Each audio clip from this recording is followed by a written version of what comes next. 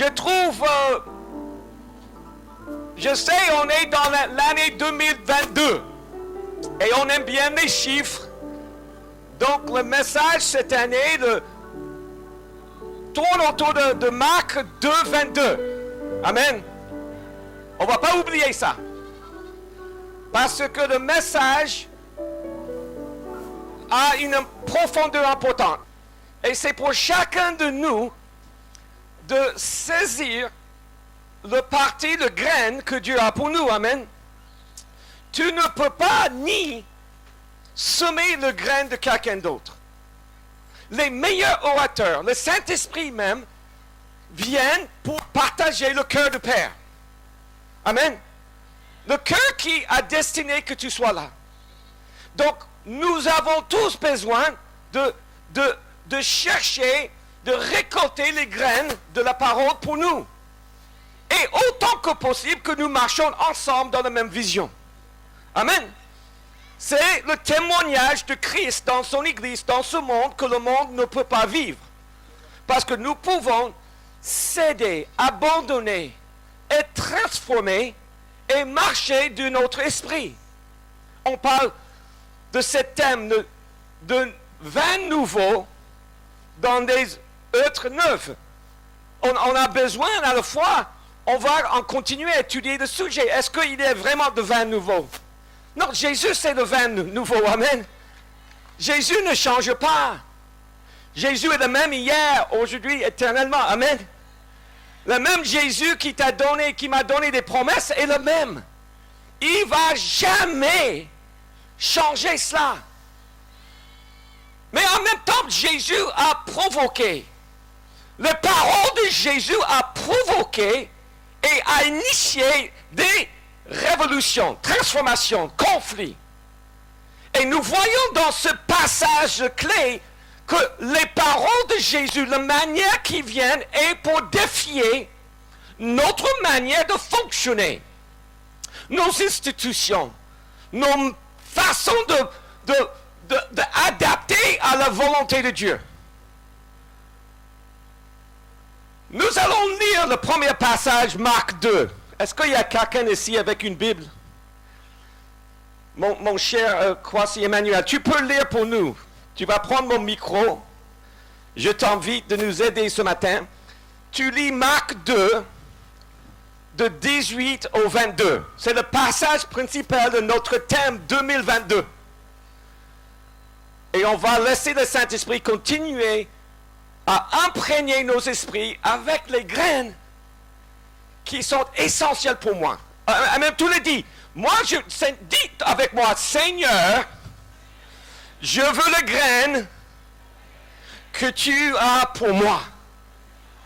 Seigneur, je ne veux pas manger de graines de quelqu'un d'autre. Là où je suis, là où je me trouve, je reçois ta parole pour moi. Amen, au nom de Jésus. Marc chapitre 2, à partir du verset 18. Les disciples de Jean et les pharisiens jeûnèrent. Ils vinrent dire à Jésus, pourquoi les disciples de Jean et ceux des pharisiens jeûnent-ils, tandis que les disciples ne jeûnent pas? Jésus leur répondit, les invités à la noce peuvent-ils jeûner pendant que le marié est avec eux? Aussi longtemps que le marié est avec eux, ils ne peuvent pas jeûner. Les jours viendront où le marié leur sera enlevé. Et alors, ils jeûneront durant ces jours-là. Personne ne coud un morceau de tissu neuf sur un vieux habit. Sinon, la pièce neuve ajoutée arrache une partie du vieux et la déchirure devient pire. Et personne ne met du vin nouveau dans de vieilles outres, sinon les outres éclatent, le vin coule et les outres sont perdues. Mais il faut mettre le vin nouveau dans des outres neuves. Amen, ainsi soit-il. Asseyez-vous, que le Seigneur soit loué ce matin. Amen. Continuons. Avec chaque instruction, chaque enseignement du Seigneur, il vient de l'espoir. Amen. Il provoque en nous l'espoir. Il y a un avenir. Il y a un demain. Même si ça ne va pas pour moi aujourd'hui, je sais mon Seigneur vit. Il a quelque chose à me projeter vers une autre vie. En même temps, il y a des avertissements. Et pour ceux qui tiennent la parole de Dieu, surtout, et pour tous les croyants, combien il faut marcher avec cette crainte de Dieu, cette humilité. Quand ce n'est pas notre parole, c'est la parole de Dieu. Seigneur, aide-nous à comprendre ce que tu veux nous dire pour cette saison. Et c'est vrai, la première chose que nous voyons, c'est le changement. Le changement fait partie de notre vie ici-bas. C'est la chose qui est le conflit dans ce contexte, quelque part. Changer. C'est jamais facile de changer. Peut-être vous allez me dire autrement, mais je dirais, c'est jamais si facile que cela. Changer nécessite du travail. Nécessite que je suis déterminé dans le plus petit chose comme dans le plus grand. Beaucoup de nous restons pareils parce qu'on n'a pas la force, ni l'envie, ni la volonté de changer. Même de perdre quelques kilos des fois, c'est difficile. Même de garer, même de nettoyer, de faire quelque chose de différent au travail est difficile. Changer nécessite la volonté, un cœur de travailler. On découvre toujours autre chose quand on commence le processus. On croit que nous allons changer ceci et quand on s'abandonne à le processus du Seigneur, il va nous montrer des autres choses. Le plus difficile pour une personne est de démarrer le processus profondément. Et en marchant avec le Saint-Esprit, on découvre des autres choses qui sont souvent plus importantes de ce que nous avons vu ou imaginé. Changer. Tout le monde ne va pas suivre le voyage. Maintenant, je peux parler comme un vieux. Hier, quelqu'un m'a vu et j'ai enlevé ma barbe. Je me suis rasé. Ils ont dit, oh, tu viens de perdre 20 ans. J'ai dit, alléluia. Si je peux changer en rasant le barbe, je dis, alléluia. Ne change pas le cœur. Mais dans mes quelques années marchant avec le Seigneur, c'est ça la difficulté, que tout le monde ne va pas suivre le voyage. Quand Jésus adressait ces deux groupes de personnes, Jean-Baptiste n'était pas si vieux que ça. Mais Jean-Baptiste il suivait une histoire. Il construisait ce qui était donné à ce moment-là. Et Jésus est venu pour montrer quelque chose d'autre. La transition, le changement n'est pas suivi par tout le monde. On doit pleurer, l'accepter, mais être mature. Changer prend du temps. Changer nécessite un plan. Quand le président m'a présenté, moi je parle au leader, je crois que le Saint-Esprit veut en particulier aider Foursquare Côte d'Ivoire d'entrer dans une transformation institutionnelle. Pourquoi? Après 20-25 ans, on a besoin de cela. Je ne suis jamais choqué en tout ce que je fais dans la vie. On voit tout, surtout dans le ministère. Mais j'ai pris une église pas trop grande, mais c'est une des premières églises qu'on a implantées en France. Et l'église venait d'avoir 25 ans. Et quand j'étais envoyé pour renouveler les racines de cette église, une église locale, je vous ai dit, je ne suis jamais choqué. J'étais choqué de voir en 25 ans comment une communauté pourrait devenir tellement rigide sans se rendre compte. Croyant de faire de bien, ils sont devenus leur propre institution. Et ils n'étaient plus ouverts de manière de l'esprit. Croyants ils étaient. En peu de temps, nous devions rigides. Et nouvelle génération, ou deuxième génération, je vais dire.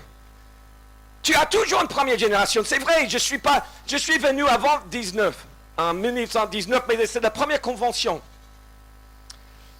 Et donc maintenant, nous voyons une nouvelle génération. Amen. Amen. Mais on voit une deuxième génération Côte d'Ivoire Foursquare. On a une deuxième génération de leaders. Et le crainte est double. Ceux qui sont de première génération, et on va le relire tout à l'heure, mais le révérend Roger, il a dit, quand tu as bu le vieux vin, tu dis c'est bon. Il y a une crainte de laisser certaines choses évoluer.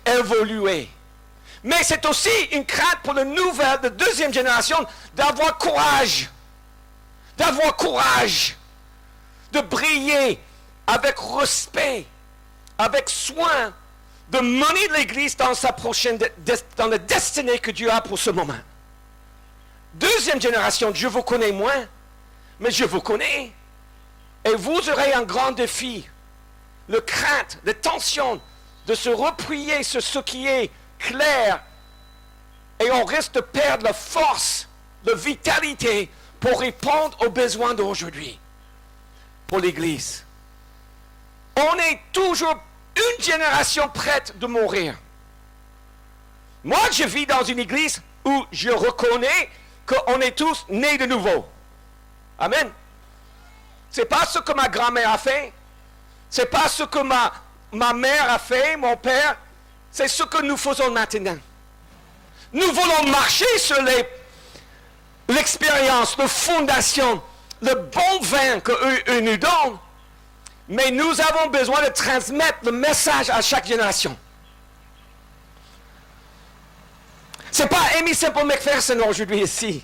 Nous avons besoin des autres Aimé Semple McPherson. Amen. Deuxième génération, soyez attentifs. Changer est toujours la meilleure option. Ce n'est pas un choix de s'adapter, de changer. Changer nécessite le soutien. Vous savez, c'est vivant. C'est un processus qui ne meurt jamais. Le vin du Saint-Esprit est vivant, créé pour effectuer une relation vivante.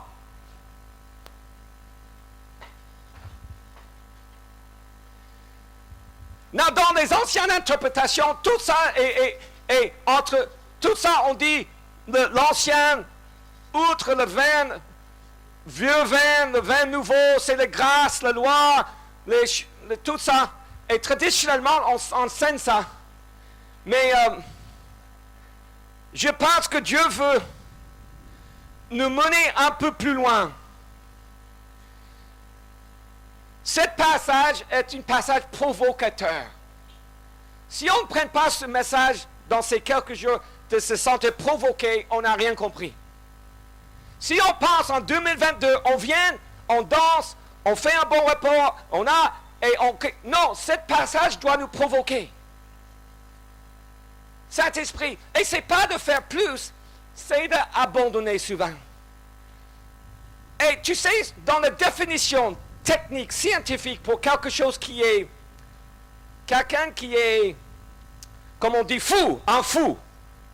Un fou et quelqu'un qui va refaire la même chose tout en croyant avoir un résultat différent. Une définition d'être fou et qu'on continue de pratiquer la même chose croyant qu'on aura un autre résultat.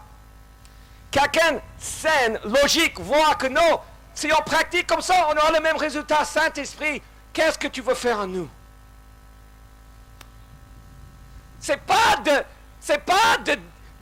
jeter la bonne fondation que Dieu nous a donnée. Mais Seigneur, comment appliquer ça en 2022? Jésus est venu avec ce message pour nous provoquer.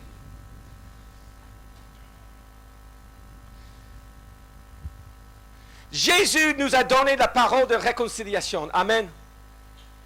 Tout le monde doit connaître par cœur. La clé de rester ancré, centré en ce que Jésus-Christ est venu vers et se trouve en 2 Corinthiens 5, 17. 2 Corinthiens 5, 17. Si quelqu'un est en Christ, il est une nouvelle créature. Les choses anciennes sont passées. Voici, toutes choses sont devenues nouvelles.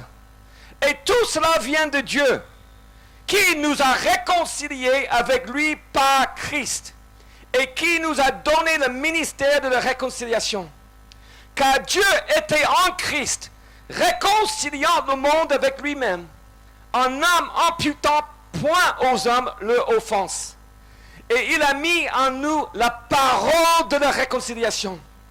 Nous faisons donc les fonctions d'ambassadeurs pour Christ, comme si Dieu, exhorté par nous, nous vous en supplions au nom de Christ, soyez réconciliés avec Dieu. C'est fascinant que Paul a prêché aux Corinthiens, mais à la fin, juste comme si c'était à nous aujourd'hui, il dit soyez réconciliés.